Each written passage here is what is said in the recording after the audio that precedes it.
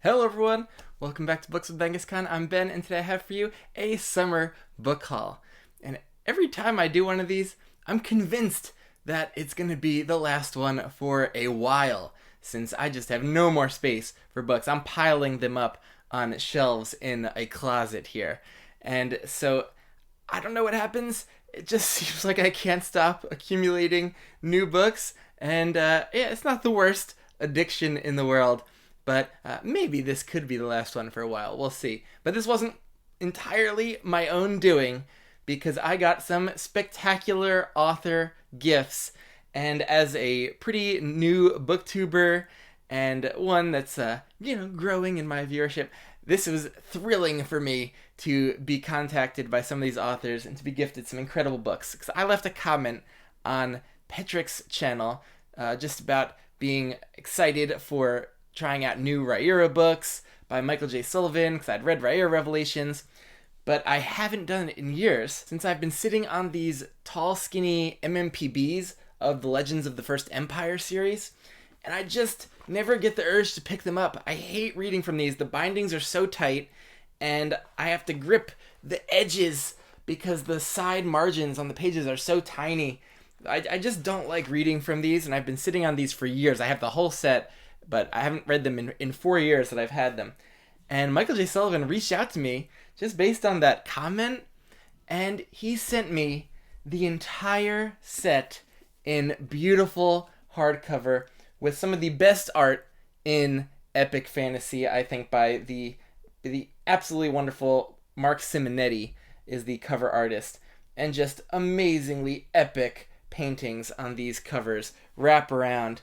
And I am now so excited to dive into this series now that I have these beautiful editions. This is Age of Swords, and here we have Age of War. Oh, I've always loved that cover painting.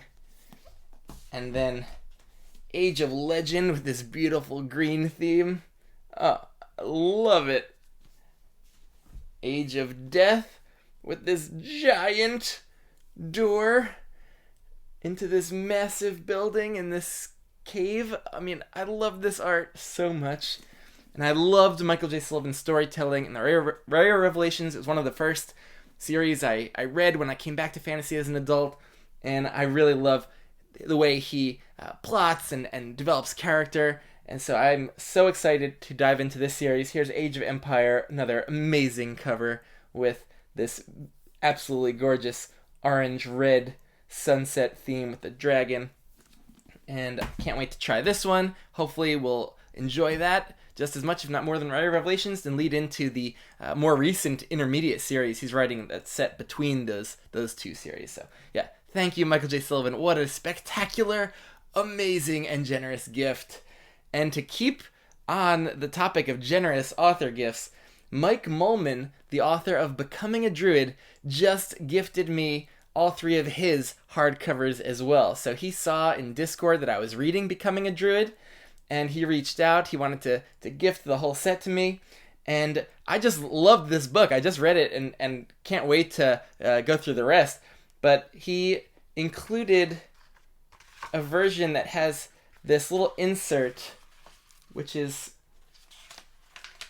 a little translucent insert of the cover art that just echoes the cover art, which I love also, and signed. And I got the sequels to Becoming a Druid. First, Sins and Sorrows, which is a novella collection taking place between the first book and the main second novel, To Speak with Elders. I mean, look at that centaur on the cover. So these are naked hardbacks, and they are so amazing to hold and read from. I just love the way the art looks when it's printed right on the hardback too.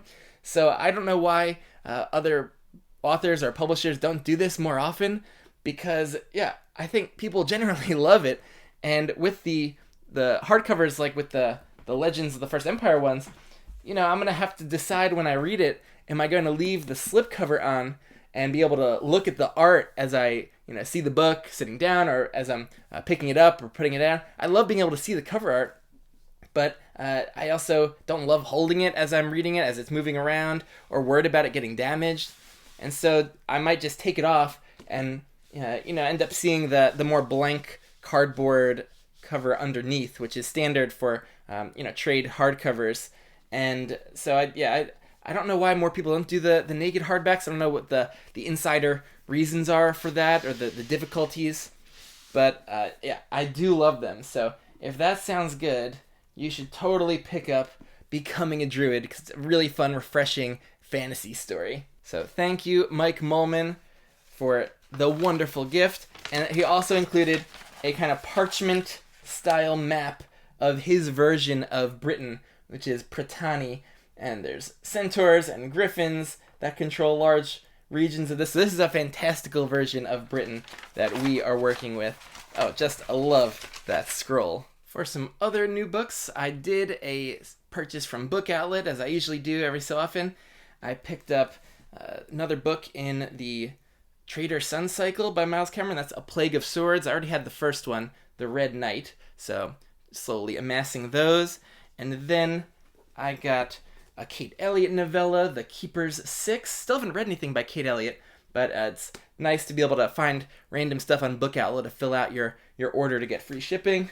But the main reason I did this order was for a discounted version of The Rise of the Dragon.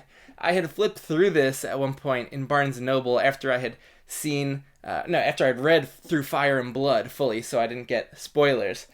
But this includes so much giant full-color art. It is just a wonderful version of Fire and Blood. It's a condensed version of Fire and Blood, so if I ever want to reread it, I might do it from here, and with all the absolutely spectacular art in there. Another new release that came my way was Yumi and the Nightmare Painter by Brandon Sanderson. That's Secret Project 3. And this one, yet another beautiful naked hardback faux leather design. These are just going to be an amazing set when they're all done. And love the color scheme, but just the art throughout the book. This one has kind of Asian style art. So all the art styles in the different books are different. And I haven't looked through all the paintings, so I don't want to be spoiled. But the first painting in here is across 2 pages. And it's one of the most beautiful pieces of book art I've ever seen. So let me just kind of show you. Hope the lighting is working for that. It is amazing, and I can't wait to read this soon and do it probably immersively with Michael Kramer and Kit Redding's audio, and be able to go through with the art to enrich the experience. I just finished Live Ship Traders, and I saw that there are actually some connected short stories, and so I grabbed the Inheritance and Other Stories collection by Robin Hobb. This maybe, I'm guessing, is a print-on-demand book, and the layout is really off and doesn't seem high quality, so not the most beautiful book ever, but just want to read the stories in here. And then at Barnes & Noble, I was there for a little bit, and I wanted to get a few books and not leave there empty-handed. I got a little buy one, get one half off with She Who Became the Sun and Upgrade by Blake Crouch. So haven't read anything from these authors yet, Shelley Parker Chan, but been seeing lots of great things about these authors, so I want to give them a try. And then another one that is an author I haven't tried, but want to dive in, that is R.S. Ford with Engines of Chaos. So that's book 2 in the series The Age of Uprising. So I think I have book 1 already, and so I want to give this series a go soon. I've been seeing so much talk on BookTube about manga, and I really haven't yet fully dived in to try any, but the one that I'm most excited about is Vagabond, and so I got the first omnibus edition, and I think this is a historical story of a traveling samurai in Japan. Don't really know much about it, but I'm excited to start giving more manga a try, and maybe I'll start with this one. And then I got my hands on the newest release in the Eden trilogy by Philip Trace. That is The Prophet of Eden. These are just spectacular covers with the stained glass style art. Yeah, I'm in no rush. I might wait until I have all 3 books, maybe until even some of the audio narration's out. But I am just in awe of how beautiful these covers are, and I'm so excited to try the series. Quick editing insert here. Right after I filmed, I realized I got a package with Dune, the beautiful special edition with the blue sprayed edges and that amazing cover that I've seen so often on other people's shelves and showing off in book hauls, and with the art and the end papers. So really happy with this. I'll probably look out for the sequels as well. Maybe I'll read from those because I've only read the first book of Dune and I need to continue. Gonna finish up here with a bunch of books that I've hauled from used bookstores in recent days, and I finally took a trip to the famous Strand bookstore in Manhattan, and I live fairly close, only about an hour away, but I've never been there for some strange reason, and it's great in there. They have giant high shelves and ladders that they have put between the aisles where you have to set up the ladder and climb up, and I had to do that to grab this one. That is Ian M. Banks's The Hydrogen Sonata. It's one of the Culture series books. I've been getting almost the whole set through used bookstores in the last couple years, so I've almost completed that. But I had to really work to get this one off the shelf. And another one that I got up high in a precarious position was Jonathan Strange and Mr. Norrell by Susanna Clarke. This was a first edition hardcover that's really in mint condition, but I got it for just $10 there.